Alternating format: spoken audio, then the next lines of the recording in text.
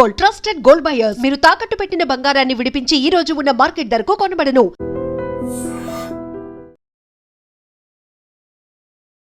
నమస్తే, welcome to I dream. నేను వలి.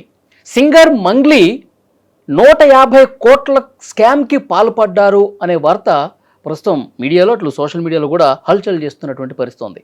బాధితులు కూడా రోడ్ల మీదకి వచ్చి ఆందోళన చెందుతూ ఉన్నారు. మంగ్లీ పేరు చెప్పే మా దగ్గర డబ్బులు వసూలు చేశారని చెప్తున్నారు. కానీ మంగ్లీ కూడా ఆ అడ్వకేట్ సుబ్బారావు మీద కేసు ఫైల్ చేశారు. అలాగే ఎవరైతే డబ్బులు దోచుకున్నారో తన పేరు చెప్పి వాళ్ళ మీద కూడా కేసు పెట్టినటువంటి పరిస్థితి ఉంది. సిపి సజ్జనార్ గారిని కలిశారు. అలాగే డీజీపీ గారిని కూడా కలిసి వాళ్ళ మీద కంప్లైంట్ ఇచ్చినటువంటి పరిస్థితి ఉంది.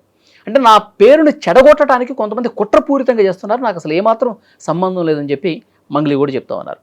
అసలు ఏంటి, ఇండస్ట్రీలో ఒక టాక్ ఆఫ్ ది టౌన్ అయిపోయినటువంటి పరిస్థితి ఉంది ఈ కేసు. దీని గురించి క్లియర్గా మాట్లాడటానికి ఈరోజు నాతో పాటు స్టూడియోలో ఉన్నారు 100 సినిమాలకు నిర్మాతగా వ్యవహరించినటువంటి సీనియర్ ప్రొడ్యూసర్ రామ సత్యనారాయణ గారు. వాళ్ళతో మాట్లాడతాం. సార్ నమస్కారం. నమస్కారం. రామ సత్యనారాయణ గారు, మంగ్లీ కేసు మీరు చూస్తూ ఉన్నారు, ఎవరెవరు ఎలాంటి కామెంట్ చేస్తూ ఉన్నారు, ఏం మాట్లాడుతున్నారో కూడా మీరు వినుంటారు. సో సీనియర్ ప్రొడ్యూసర్గా ఇండస్ట్రీలో ఎన్నో కేసులు మీరు చూస్తుంటారు. సింగర్ మంగ్లీ వివాదాన్ని ఎట్లా చూస్తారు సార్ మీరు? అంటే దీంట్లో ఎవరైనా కేసు పెట్టినప్పుడు వాళ్ళు పరారైపోవటం, ఎస్కేప్ అవ్వడం చేస్తారండి. కానీ ఆ అమ్మాయి డైరింగ్ వచ్చి ఆ అమ్మాయి ఎదురు కేసు పెడుతుంది, నా మీద ఇలాగా అభియోగం చేస్తున్నారని.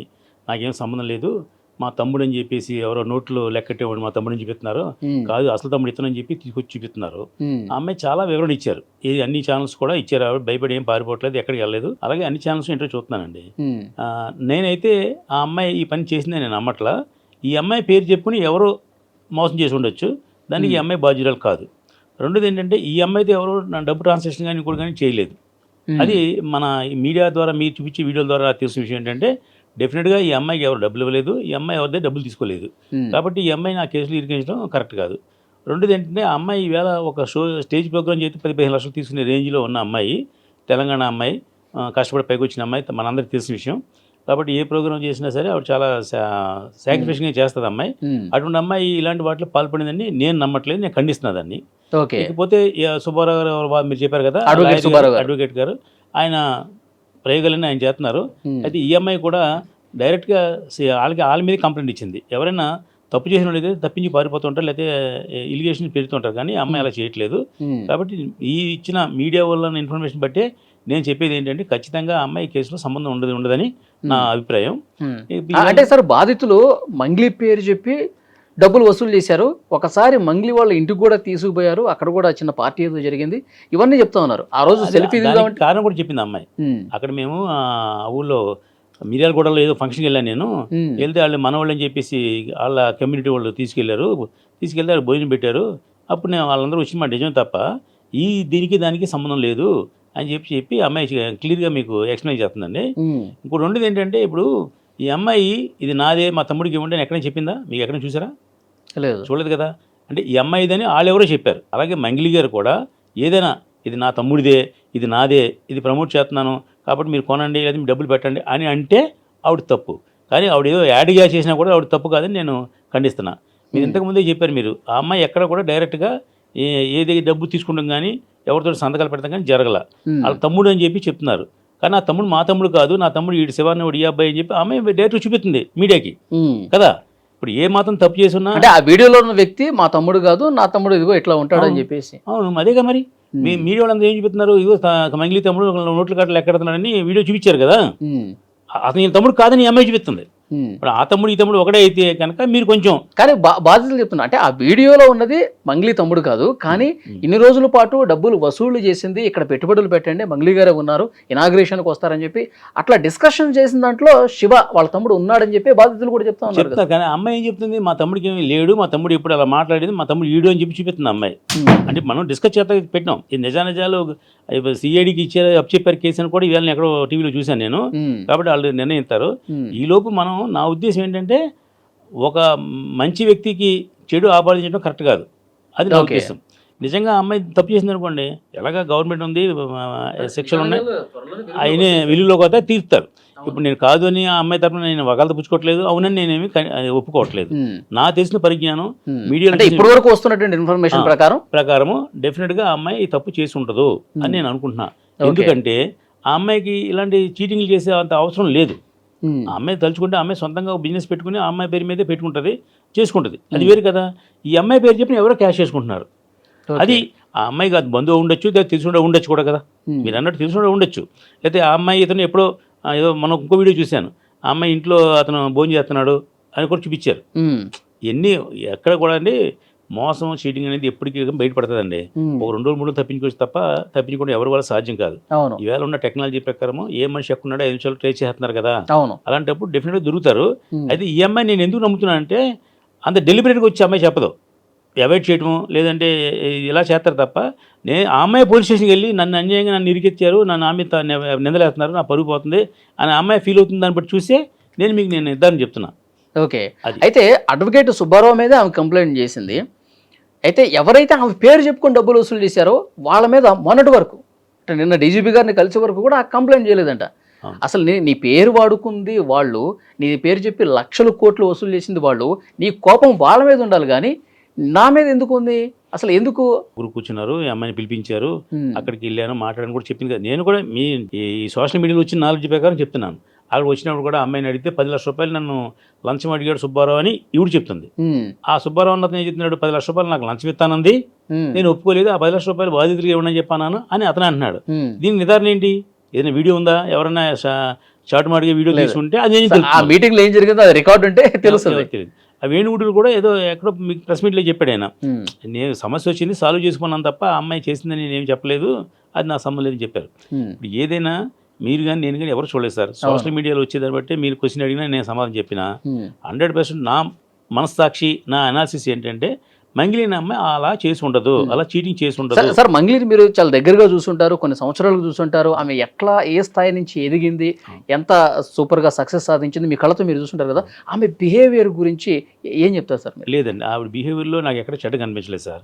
ఇప్పుడు ఏంటంటే ఎవరికాల యాటిట్యూడ్ ఉండదు. ఒక స్థాయి నుంచి పైకి వచ్చిన తర్వాత అమ్మాయి 2 సినిమాలు కూడా చేసింది కదా, తెలుసా మీకు? అవును, ఆ లాంగ్వేజ్లో 2 సినిమాలు చేసిన అమ్మాయి అండి. ఎప్పుడు కూడా అలాగా ఎవరికి యాంటీ గన్ చేసేలాగా ఉండదు. మొన్న మధ్య ఎక్కడో బర్త్డే పార్టీ ఇస్తానంటే ఏదో అక్కడ డ్రగ్స్ కనిపించినాయని ఇలాంటివన్నీ మనం టీవీలో చూడటమే. అమ్మాయి దగ్గర చూడటం అంటే అమ్మాయితో నిజంగా నేను పని చేయలేదు, నా సినిమాల్లో ఎప్పుడు అమ్మాయితో పని చేయలేదు, అవకాశం కుదరలేదు మాకు. కానీ మనం కూడా ఏంటంటే సోషల్ మీడియాలో ఉన్న వాళ్ళు అందరం, నేను కూడా ఎప్పుడు రెగ్యులర్గా సోషల్ మీడియా ఉంటాం కాబట్టి వాటిని కొంచెం మనకు కూడా నాలెడ్జ్ ఉంటుంది.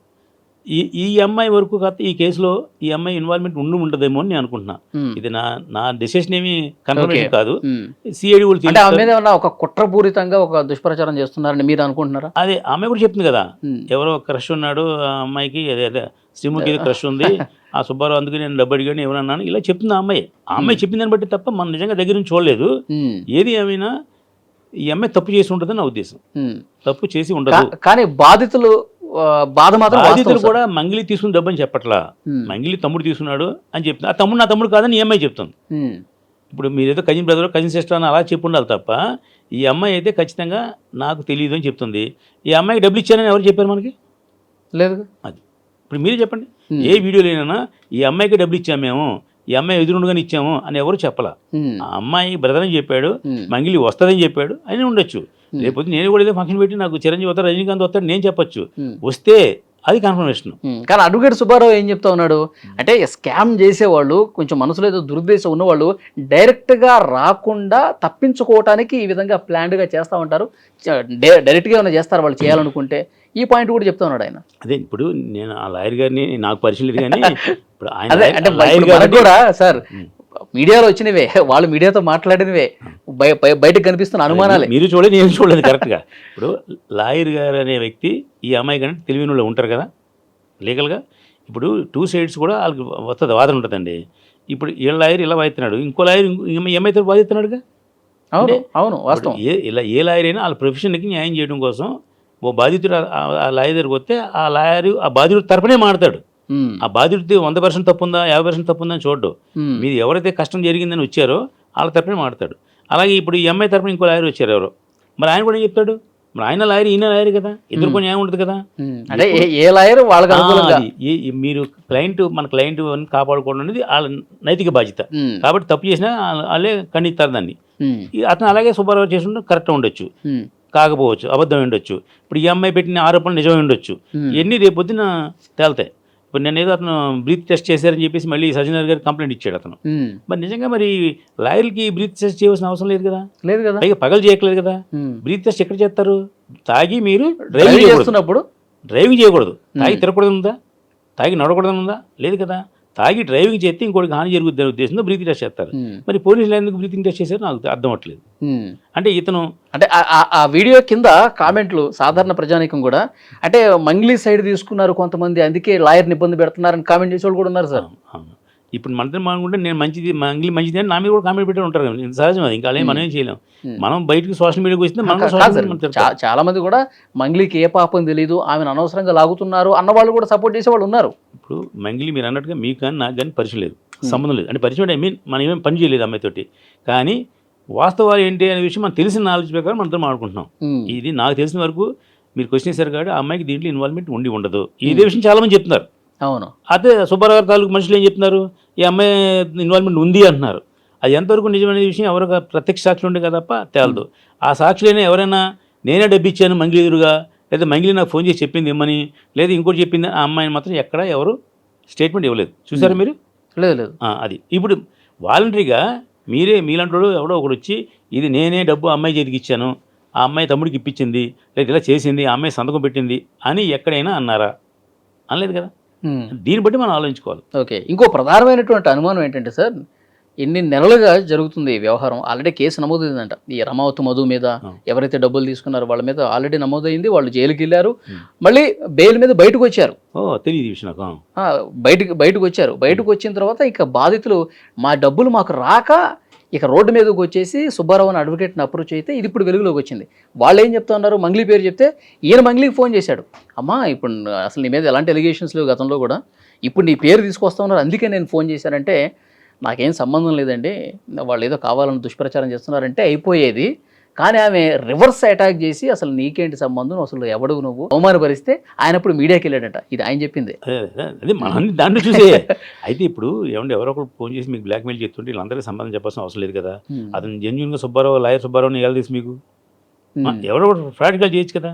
ఇప్పుడు నాకు పొద్దున్న ఫోన్ వచ్చింది, మీ మోటార్ సైకిల్ మీ కార్ డ్రైవింగ్ చేస్తున్నారు బెంగళూరులో, దానికి ఏదో వైలేషన్ ఉందని అంటున్నాడు ఎవడో.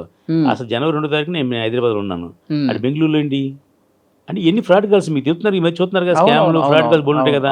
అలా అనుకుని అమ్మాయి ర్యాష్గా చెప్పుంటుంది. ఇప్పుడు జనరల్గా ఆ రేంజ్ అమ్మాయి ఫోన్లు అందరి ఫోన్లు ఎత్తదు, తెలిసిన నెంబర్లు కానీ లేదా మీడియా నెంబర్లు ఎత్తుతుంది తప్ప అందరి నెంబర్లు ఎత్తదు అమ్మాయి. దీంట్లో అంటే ఈయన కాల్ ఫ్రాడ్ కాల్ అని అనుకోవడానికి లేదు సార్. ఎందుకంటే మ్యూజిక్ డైరెక్టర్ కార్తీక్ అనే వ్యక్తి సుబ్బారావుకి ఫ్రెండ్, మంగ్లీకి ఫ్రెండ్. ఈ కార్తీక్ అనే వ్యక్తి అసలు ఏంటి ఈ విషయం ఫస్ట్ కార్తీక్కి చెప్పినప్పుడు, నా ఫ్రెండే సుబ్బారావు, సరే ఇట్లా అంటున్నాడు, నీ పేరు మీద చాలా మంది డబ్బులు వసూలు చేశారంటే ఒకసారి కలపన అంటే అప్పుడు కలుపు నేను మాట్లాడతానంటే కాన్ఫరెన్స్ కాల్ అట్లా తెలిసే మాట్లాడింది, అందుకే ఎత్తింది అన్నమాట, తెలిసి ఎత్తింది కాబట్టి.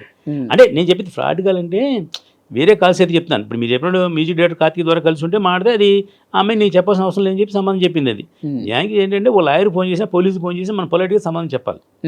అంటే తప్పైనా రైట్ అయినా చెప్పి పొలైట్ ఏమేమి చెప్పి నా సంబంధం లేదనే విషయం చెప్పచ్చు.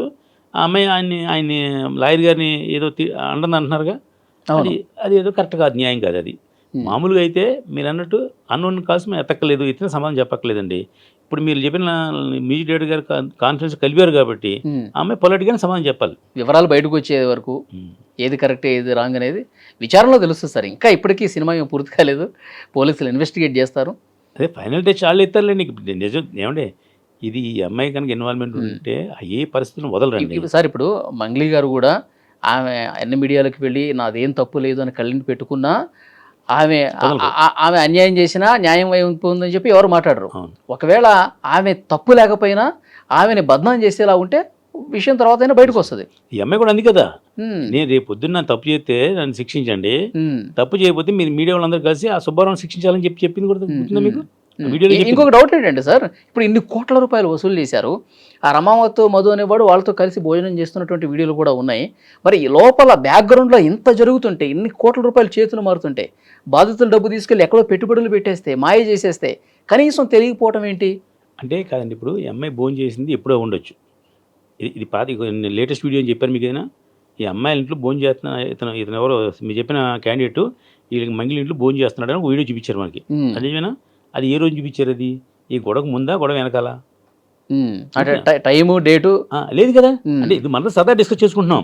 అది ఎప్పుడో 3 సంవత్సరాల క్రితం అతను భోజనం చేసి ఉండొచ్చు ఇంట్లో, ఈ గొడవ జరిగింది సంవత్సరం క్రితం, ఇతను అరెస్ట్ చేసింది ఈ మధ్య కాలంలోని, ఇలా జరుగుండొచ్చు. ఇది ఏది ఏమంటే ఇప్పుడు ఈవేళ కళ్ళతో చూసేది ఏది నిజం కాదు, అవునా కదా? మీకు ఏ వీళ్ళు వచ్చిన తర్వాత అంటే అది ఏ గురించి మాట్లాడలా, ఏదైనా వచ్చిన తర్వాత ఏది నిజం నమ్మడానికి వీల్లేదండి, సాక్ష్యం కాదు, అది కరెక్ట్ కాదండి. అది రకరకాల విన్యాసాలు జరుగుతున్నాయి ఈ మధ్య. అవును. అయితే మీరు చెప్పింది ఈ పాయింట్ సంబంధం చెప్పండి. ఆ వీడియో ఇప్పుడుదా పోలీసులే అది ప్రతిదానికి ఫోర్నిక్స్ లాగా ఉంటాయి కదండి, ఆ వీడియో ఎప్పుడు తీసారు కూడా చెప్పగలరు పోలీసులు. అలాగే ఏది ఏమైనా ఇప్పుడు ఒక పాపులర్ సింగర్ అమ్మాయి మంచి ఫామ్లో ఉంది, నెంబర్ 1. మొన్న గద్దర్ అవార్డ్స్లో కూడా అమ్మాయి బ్రహ్మాండమైన చేసింది. అవును. అంటే గవర్నమెంట్కి సంబంధించిన అమ్మాయి కదా, ఆ క్యాస్ట్ కానీ ఇంకోటి కానీ వాళ్ళని కొంచెం గవర్నమెంట్ వాళ్ళని అప్రూవ్ చేసేదే. మొన్న అనుకోకుండా దాంట్లో తగిలింది, ఏది పుట్టినరోజు రోజున ఏదో డ్రగ్స్ దొరికింది, అది దొరికిన ప్రూవ్ అయిన తర్వాత లేదు ఆ కేసు పూర్తి వివరాలు రాలా ఇంకా బయటికి. అనలైన్ జరిగింది, అది చాలా అవుతుంది సార్, చూసారు కదా, అది అలా ఉంది. ఇప్పుడు ఇది వచ్చింది కొత్తగా అభియోగం, అంటే అమ్మాయి టైం బాగోకపోతే ఎన్ని వచ్చి ఉంటాయి తప్ప. మొన్న ఏదో బూతుపాట కూడా వైరల్ అయ్యి అది కూడా తెలిసిన ఇబ్బంది అయింది కదా. ఇప్పుడు ఈ బూతుపాట అనే అమ్మాయి తెలిసి పడిందంటారా? ఏదో ఫస్ట్ ఏదో ట్రాక్ పాడాను, జస్ట్ వాళ్ళు చెక్ చేసుకోవడానికి పాడాను, దాని అట్లా బాగుంది కదా అని ఉంచేశారంట. అదే ఎన్ని అలా జరుగుతుంటాయండి, దానికి ఏమీ లేదండి. ఇది పూర్వం అయితే ఎథిక్స్ ఉండేయండి, ఇప్పుడు ఏది లేదు, ఏమి జరగట్లేదు, అంత కమర్షియలైజ్ అయిపోయింది, అంత కమర్షియల్ అయిపోయింది. ఇప్పుడు ఇంకా ముందు ముందు చాలా విషయాలు వస్తాయి బయటకండి, అంటే ఈ విషయం గురించి కాదు, మీద వాళ్ళకి వచ్చింది. ఓకే. ఏది ఏమైనా నాకు తెలిసి గవర్నమెంట్ ఇన్వాల్వ్ అయింది కాబట్టి సిఐడి వాళ్ళు ఎవరు ఇన్వాల్వ్ అయ్యని చెప్పారు, 100% తేల్చేస్తారు. 2 రోజులు లేట్ అయినా కానీ ఈ అమ్మాయి మాత్రం డైరెక్ట్గా ఏం చెప్పింది, నేను తప్పు చేస్తే ఏ సెక్షన్ రెడీ, మరి అతను తప్పు చేస్తే మీరు ఏం చేస్తారు నాకు అని కూడా అమ్మాయి అడుగుతుంది. నా డ్యామేజ్ అంత జరిగింది కదా, నాకు నష్టం జరిగింది కదా, ఇదంతా అన్పాపులర్ చేశారు కదా నన్ను ఏంటని అమ్మాయి అడుగుతుంది. అది కూడా మనం ఎదురు చూద్దాం దాని గురించి. చూద్దాం సార్, పోలీసులు ఇన్వెస్టిగేషన్ చాలా సీరియస్గానే స్టార్ట్ చేసినట్టుగా తెలుస్తోంది. వాస్తవాలు త్వరలోనే బయటకు వస్తాయి, ఛానల్స్ కూడా పని తగిలింది. తర్వాత వాస్తవాలు బయటకు వచ్చాక మళ్ళీ ఒకసారి మనం వీడియో చేద్దాం sir. Thank you very much. నమస్కారం. And for more videos, Please subscribe to iDream. Please subscribe to iDream. Please subscribe iDream. And please subscribe to iDream. For more videos, subscribe to iDream. please like, share and subscribe to the channel. Congratulations, iDream. Subscribe to iDream. Subscribe to iDream. So subscribe to iDream Media. iDream ki iDream team andarki huge congratulations. Please subscribe iDream Media. Please subscribe to iDream. Subscribe iDream. Please subscribe to iDream. iDream అంటే నా కళల ఛానల్ను subscribe చేసుకున్న నోరు తిరుగుతలేదు, మీరైతే గంట గుర్తు కొట్టండి. For more such videos, please subscribe to iDream. Subscribe to iDream. Please subscribe to iDream. Please subscribe iDream Media. Please do subscribe to iDream. Please subscribe to iDream Media. For best entertainment and information, please subscribe iDream. And don't forget to subscribe to iDream.